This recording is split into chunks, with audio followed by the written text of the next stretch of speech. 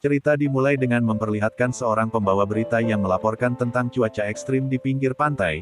Wanita itu bernama Kim Hyun-woo, gadis berusia 18 tahun yang belum lama ini bekerja sebagai pembawa acara laporan cuaca di salah satu stasiun TV.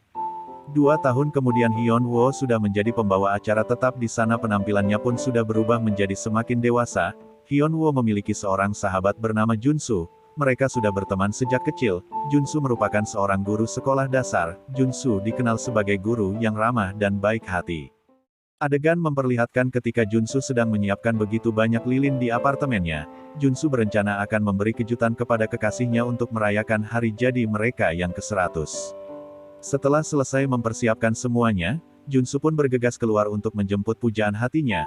Namun begitu sampai di sebuah kafe untuk menemui sang kekasih, Junsu malah dibuat kaget ketika pacarnya itu malah meminta mengakhiri hubungan mereka. Tiba-tiba angin bertiup kencang, ketika gorden yang menghiasi apartemen Junsu ikut tertiup angin membuat dia tersambar api dari lilin yang sudah Junsu siapkan, membuat apartemen Junsu seketika langsung dilalap api. Junsu merasa ini hari tersialnya. Junsu masih tidak percaya kali ini ia diputuskan tepat 100 hari mereka jadian. Angin bertiup sangat kencang dan membuat barang-barang beterbangan. Ketika Junsu pulang kembali ke apartemen, ia melihat ada kerumunan orang yang sedang melihat salah satu unit apartemen yang terbakar. Banyak orang berkumpul. Sebagian penghuni apartemen mencoba mengevakuasi diri.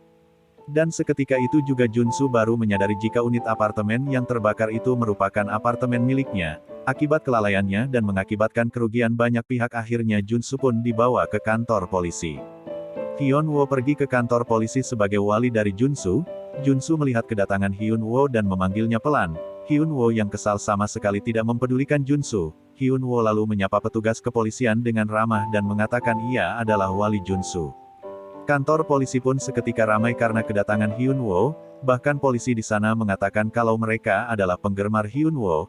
Hyun-woo mendapatkan pujian, mereka mengatakan jika Hyun-woo lebih cantik aslinya dibanding di layar TV. Tanpa ingin berlama-lama di sana, Hyun-woo pun langsung mengurus masalah yang dibuat oleh Junsu dan meminta maaf atas kecerobohan dan kelalaian yang Junsu perbuat dan akan segera mengurus semuanya pada pihak asuransi. Polisi itu pun langsung melepaskan Junsu karena memang masalah yang Junsu perbuat akan diurus oleh pihak asuransi. Junsu dan Hyun-woo keluar dari kantor polisi. Junsu berterima kasih pada sahabatnya itu. Hyun-woo kesal melihat kelakuan temannya ini, karena bukan hanya diputuskan, tapi ia malah membakar apartemen. Hyun-woo sudah lelah dan meminta Junsu untuk menyingkir. Junsu heran karena Hyun-woo tidak biasanya seperti ini. Junsu bertanya apakah ini karena orang itu lagi. Tanpa menjawab pertanyaan Junsu, Hyun-woo langsung sedih. Ia merasa memiliki nasib yang sama dengan Junsu dan menyarankan mereka untuk pergi minum bersama. Junsu dan Hyun-woo akhirnya datang ke sebuah bar unik, dengan tema kamar mandi milik teman mereka yaitu Mina. Junsu duduk di hadapan Hyun-woo yang sudah agak mabuk. Hyun-woo mengomel tak jelas tentang rasa sakit di hatinya. Hyun-woo kembali mengoceh bahwa ia mengatakan sangat mencintai lelaki itu, dan ingin sekali mengenalkannya pada teman-temannya juga, menggandeng tangannya di pinggir jalan seperti pasangan lainnya. Junsu pun menjawab, kalau itu adalah cinta terlarang bukan hubungan biasa seperti yang lainnya. Ternyata pria yang dikencani Hyun-woo itu sudah beristri atau lebih tepatnya pria tersebut sedang berselingkuh dengan Hyun-woo. Hyun-woo pun ingin melupakan hal itu, melupakan semua masalahnya dengan cara minum sampai mabuk. Sedangkan Junsu hanya minum cola karena dia harus menjaga Hyun-woo yang mabuk. Mereka pun pulang dengan Junsu yang menggendong Hyun-woo.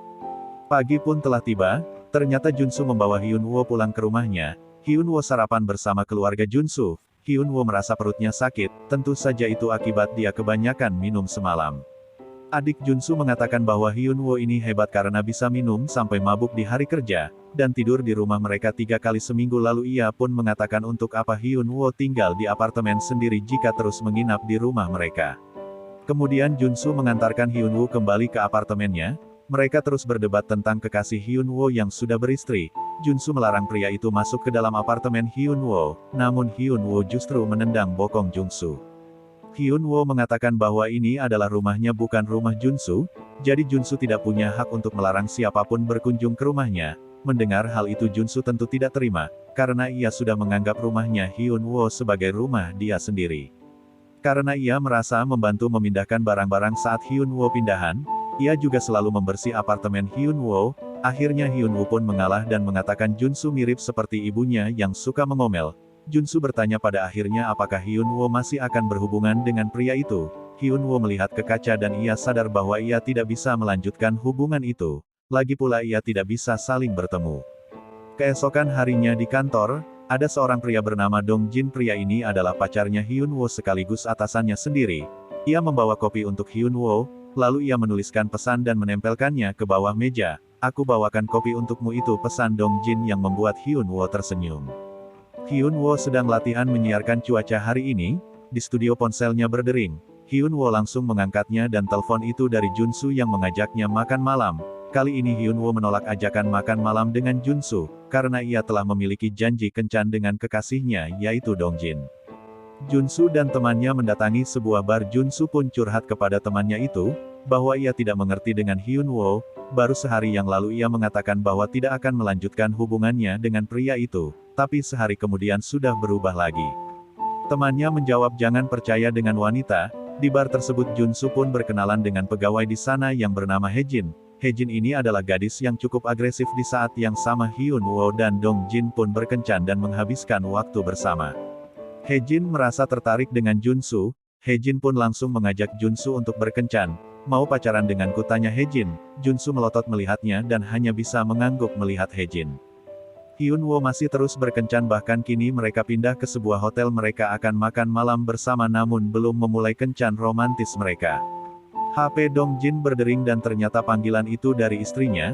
Dong Jin menjawabnya dengan menjauh dari Hyun-woo. Setelah menerima telepon dari istrinya, Dong Jin meminta maaf kepada Hyun-woo karena harus pulang lebih awal. Kencan mereka akhirnya batal. Hyun-woo akhirnya minum sendirian di kamar hotel itu. Hyun-woo mencoba menelepon Junsu tapi Junsu tidak mengangkatnya. Hyun-woo mengirim pesan dengan emosi dan tentunya marah-marah. Junsu masih sibuk mengantar Hejin pulang menggunakan taksi yang sudah menunggu mereka. Hejin merasa terkesan pada Junsu karena dia merasa Junsu tetap memperlakukannya dengan baik meskipun tahu dia bekerja sebagai pegawai bar. Setelah Hejin pergi, Junsu memeriksa ponselnya dan melihat begitu banyak pesan aneh dari Hyun-woo. Junsu pun segera berlari ke dalam hotel tempat Hyun-woo berada. Di dalam hotel Hyun-woo sudah tertidur dalam keadaan mabuk. Junsu membangunkan Hyun-woo untuk mengajaknya pulang, tapi Hyun-woo malah tidak mau pulang. Hyun-woo marah karena Junsu terlambat menjemputnya. Hyun-woo berkata dia akan menghabiskan minumannya dulu baru akan pulang. Junsu tidak tahan lagi melihat kelakuan Hyun-woo. Akhirnya Junsu mengambil botol minuman itu dan langsung meminum habis isi botol itu dan membuat Hyun-woo kaget melihatnya. Sudah habiskan, ayo pulang, kata Junsu. Junsu mengajak Hyun-woo pergi keluar dari kamar, tapi baru beberapa langkah, Junsu malah ambruk di lantai. Ternyata Junsu tidak kuat minum. Dong Jin dipanggil atasannya karena belakangan ini ada rumor yang menyebutkan bahwa Hyun-woo pergi ke hotel dengan pria yang sudah beristri. Atasan Dong Jin memintanya untuk mengkonfirmasinya, karena jika ini benar maka akan menghancurkan reputasi stasiun televisi juga reputasi Hyun-woo sendiri. Dong Jin pun menjadi cemas, karena dia sadar bahwa dirinya lah pria yang sedang digosipkan dengan Hyun-woo itu. Kemudian saat pulang dari kantor, mereka bertemu di parkiran. Tak disangka Dong Jin mengatakan pada Hyun-woo bahwa hubungan mereka sudah tak bisa dilanjutkan lagi. Ia ingin menyudahi hubungan gelapnya dengan Hyun-woo karena dia takut ketahuan oleh atasannya. Atasannya sudah mulai curiga bahwa Hyun-woo menjalin hubungan dengan pria yang sudah menikah. Jika sampai ketahuan maka selesai sudah karir mereka berdua. Akhirnya mereka berdua pun putus. Hyun-woo hanya bisa kecewa dan menangis di tempat itu. Kemudian keesokan harinya Junsu dan Hejin kencan di pinggir jalan, lalu tiba-tiba ada pria yang mengaku sebagai pacar Hejin, dan akhirnya mereka pun pergi dari sana meninggalkan Junsu sendirian. Kali ini jangankan 100 hari, 10 hari pun tak ada hal semacam ini jarang terjadi, tapi kenapa selalu terjadi kepadaku, kata Junsu dalam hati. Junsu yang sedih datang ke bar temannya dan langsung menyiram tubuhnya dengan shower yang ada di sana, karena memang bar itu bertema kamar mandi. Belum lama Junsu datang, Hyun-woo juga datang dan langsung masuk menyiram tubuhnya juga dengan shower di sebelah Junsu. Mereka berdua sama-sama sedang patah hati karena ditinggal pasangannya masing-masing. Junsu bertanya apa istimewanya pria itu. Hyun-woo juga sebenarnya tidak mengerti dirinya mengapa ia seperti ini. Yang pasti Hyun-woo merasa Dong Jin adalah pria sejati. Junsu heran bagaimana bisa orang seperti itu disebut pria sejati. Dia lebih tepat seperti pria brengsek karena Hyun-woo hanya dijadikan selingkuhannya. Hyun-woo meneteskan air mata mendengarnya. Junsu menghapus air mata itu. Tapi Hyunwoo menolaknya. Bagaimana kau bisa mengatakan itu, kata Hyunwoo. Junsu pun akhirnya meminta maaf dan merasa bersalah. Ketika musik dan lampu dihidupkan, teman-teman mereka menari dan bernyanyi dengan heboh.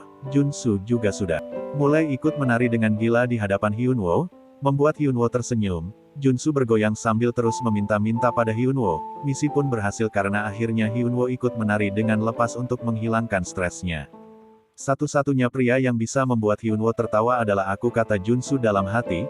Junsu melihat Hyunwoo dengan serius dan bertanya lagi tentang dirinya. Apakah dirinya bukan tipe Hyunwoo? Apa sampai sekarang Hyunwoo tidak menganggapnya sebagai seorang pria? Aku sudah menyukaimu dari 18 tahun yang lalu, kata Junsu. Adegan beralih pada masa lalu, saat Hyunwoo kecil datang dari Pulau Jeju dan tinggal di rumah keluarga Junsu. Suatu hari Hyunwoo dan Junsu akan pergi ke sekolah. Junsu seperti biasa membawakan tas Hyunwoo dengan susah payah, sedangkan Hyunwoo hanya menyuruhnya untuk cepat. Junsu di sekolah menyatakan perasaannya kepada Hyunwoo dan mengajak Hyunwoo untuk menjadi pacarnya dengan memberikan sebuah bunga. Hyunwoo tidak langsung menerimanya, dan malah ingin memastikannya dulu dengan memeluk Junsu. Junsu merasa senang tapi Hyunwoo merasa biasa saja. Ia tidak bisa merasakan detakan jantung yang kuat dari Junsu, dan akhirnya Hyunwoo menolaknya. Sepulang sekolah mereka pergi ke taman bermain. Junsu sudah pucat saat akan naik wahana di sana, sedangkan Hyunwoo sangat senang. Dia mengatakan jika Junsu bisa naik salah satu wahana ekstrim yang ada di sana, Hyunwoo akan mau jadi pacarnya. Junsu meminta Hyunwoo untuk menepati janjinya. Jika ia bisa naik wahana itu, maka Hyunwoo akan menerimanya. Akhirnya Junsu menaiki salah satu wahana yang ada di sana. Junsu ketakutan setengah mati dan akhirnya pingsan dengan air kencing membasahi celananya. Junsu dibawa dengan mobil ambulans ke rumah sakit. Saat berada di taman rumah sakit, ia memegang bunga dan berlatih menembak Hyunwoo untuk kedua kalinya. Tapi Hyunwoo ternyata sudah ada di sana dan melihatnya. Ia langsung menolak dengan keras karena bagi Hyunwoo keluarga tidak boleh berpacaran. Karena mereka tinggal serumah maka sudah dianggap sebagai keluarga. Kembali pada masa sekarang, Hyunwoo dan Junsu saling bertatapan. Hyunwoo memeluk Junsu dan kali ini membuat hati Hyunwoo berdetak kencang. Hyunwoo berbohong dan mengatakan jika baginya Junsu bukanlah seorang pria. Aku tak bisa merasakan apapun, kata Hyunwoo. Kemudian suatu hari Hyunwoo dan Junsu berjalan-jalan dengan menggunakan payung karena sedang hujan.